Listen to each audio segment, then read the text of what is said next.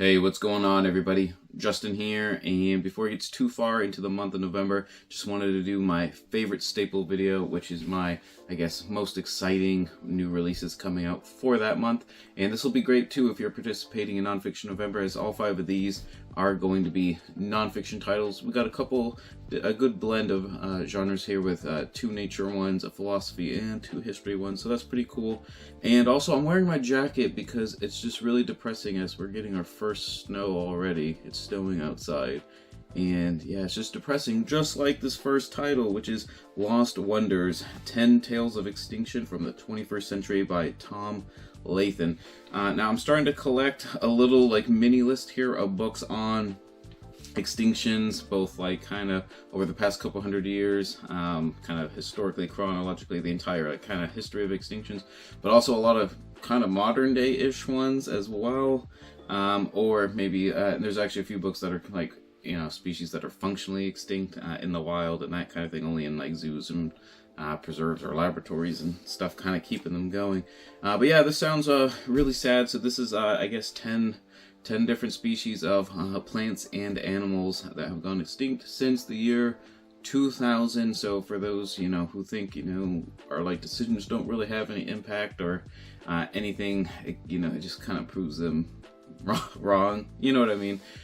So it is going to be a really depressing book, but I feel like books on extinction, they're almost worth reading, just for the fact to make you kind of think about, these are all the things we're losing. I have a son growing up, and theoretically, if he wanted to go find one of these creatures for whatever reason, he can't now, and I don't know, it just makes you think and everything, kind of puts you in your place. So I don't know if that's why I like these kind of books. I'm not 100% sure, but it's definitely going to be probably one you're going to want to put yourself in the mood for, almost preemptively, if that makes any sense. But like I said, enjoyed probably isn't the right word. I've found books like this that kind of help you reflect and think on things. Not that I don't think about this kind of stuff either, too. I don't know, it's hard to describe. I don't know how to even describe it, but I think you'll kind of get the gist of what I'm saying there. And onto kind of not quite as sad, but still pretty depressing nature book here. We got Into the Thaw, Witnessing Wonder Amid the Arctic Climate Crisis by John Waterman, who was a park ranger and has become a photographer of sorts and things. And apparently the physical book has lots of different really stunning photographs. But back when he was younger and doing a lot more exploring and guiding and that kind of stuff, and I think maybe part of his park ranger duties and everything, he would go up and do lots of visits to the Noatak region of Alaska, which is in that northwest Arctic borough, which is I think the second most northerly kind of big region of Alaska. So quite far up there, and he loved it, and he was just really into the landscapes and all the flora and fauna that he'd find and everything like that. Anyway, so he went there a bunch of times, loved it, described it, I assume took pictures and everything, but then didn't go back for about 30 years. And then when he went back, I think he started doing it in the 80s, and when he went back in the 2010s and stuff, he was just completely devastated with how much has changed over the years and everything up there. And for those who don't know, so obviously, there are still climate change deniers and all that kind of stuff. But even for those who understand and accept climate change and whatnot, there are certain regions of the world that are changing quite a lot faster than the rest of the world. For example, even where I live, the Gulf of Maine, for example, is one of the fastest. It's in the top couple percent of bodies of water warming the fastest in the planet.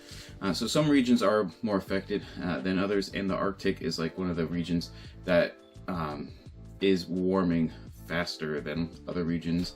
I guess comparatively speaking, if that makes any sense.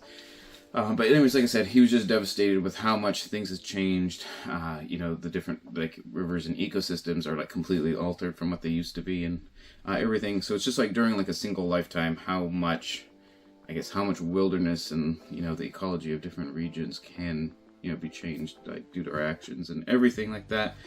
So that one looked really good. Maybe not quite as depressing as 10 species that have gone extinct in the past couple of years, but probably pretty close, right up there. So let me know if you have any good recommendations of books coming out that aren't depressing and reflective and all that kind of stuff as well.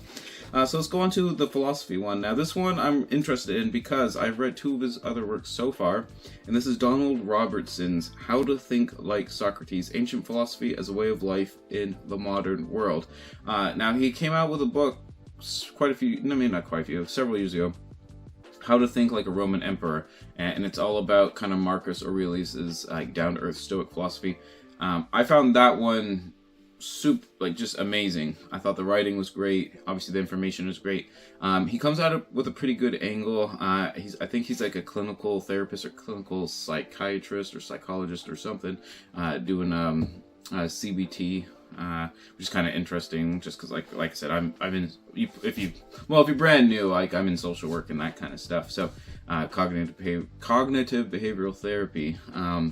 So, anyways, he comes at it from a pretty cool angle, but he's just got the prose in there was just absolutely stunning. And then he came out with this kind of little mini biography of Marcus Aurelius. And I did not like that one at all. I thought it was just a lot of kind of putting him up a little bit too much on a pedestal and some grandstanding in there. So I was like, ew, what happened? But I'm hoping, since this isn't the same vein, How to Think Like a Roman Emperor, this is How to Think Like Socrates. I feel like it's going to be more in that kind of philosophical, good prose, kind of reflective, just thinking and all that kind of stuff. I'm hoping. Like I said, I really enjoyed that one. This has got even the same title and everything. So hopefully it's kind of a series going on and everything. So I figured I'd give him another chance. It's not even that biography was really that bad. It still was okay. Just like I said, compared to the other one, it was just definitely a step down. So I'm looking forward to that one for sure. I love how I'm selling these books so well in this video. Next up, we got some history books. Now this one looks like a fun one here. We got The Pirate King, The Strange Adventures of Henry Avery and the Birth of the Golden Age of Piracy. This is by Sean Kingsley and Rex Cohen. Now, let's see, Henry Avery, I got 2 favorite pirates. I don't know, do you have a favorite pirate? Let me know in the comments down below as well. I do, I like Henry Avery. And I like Black Bart. So Black Bart was one of the most successful pirates. I think he was Welsh, but he had captured several hundred ships and whatnot before being defeated. And Henry Avery, he's known as the Pirate King because he got his treasure. He took a couple of really, really big capital ships and got all their gold and loot and treasure and jewels and everything.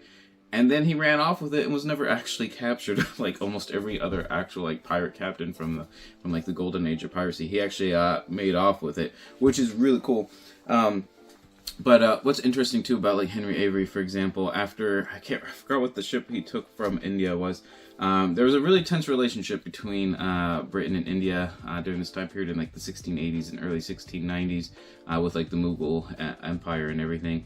And when he took some of the Mughal Empire's ships and everything, took all their bullion and gold and all that, the British Empire effectively put out a worldwide manhunt for him, and I think it's considered effectively the first global manhunt for a single person ever in the history of ever. So I think that's actually just a kind of an interesting little tidbit. I've only read I want to say 3 or 4 pirate books, and not a single one of them I would say was just a really good knockout book. A lot of kind of middle of the road. I've read a couple really boring pirate books too. So they've either been pretty boring or just maybe a slightly above average. So I'm looking forward to a pirate book that's just gonna be a nice, awesome, 5-star read, and I'm hoping this one is it. And then lastly, we have Steel Lobsters, Crown Commonwealth, and The Last Nights in England by Mike Cole. Now this one looks really cool. This is all about the kind of the last heyday of fully plated, steel lobsters, full plated knights, in the British Isles and whatnot. This would have been during the English Civil War, so 1640s to 1650s, which is also a topic I'm not super familiar with per se.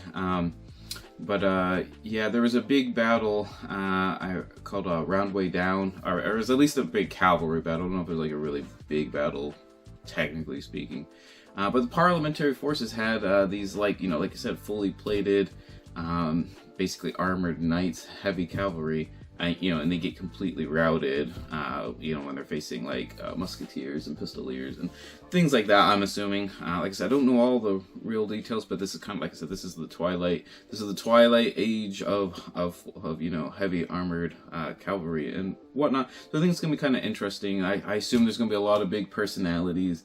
You know, if you're in the 1600s trying to lead like regiments of, you know, plate mail knights in the era of like gunpowder and whatnot, feel like you gotta have a lot of egos kind of going around and everything like that. And it's, like I said, it's during the backdrop of kind of the early stages of the English Civil War, so I think it's gonna be interesting getting the context as well, because I only know, like, you know, the really big brushstrokes of that. I'm not like super into like English history, especially like, you know, past the real medieval period and whatnot. But like I said, I'm kind of looking forward to that. Everyone loves reading about like knights, so it's gonna be interesting reading about knights outside of like their actual, like, you know, time period, if that makes any sense. So looking forward to that. So there you have it. Those are the 5 books that I found the most interesting that are coming out in the month of November. If you know of any coming out soon that you're really interested in, leave a comment down below so I can check it out as well. And whether you're reading new releases or not, always remember, read victoriously.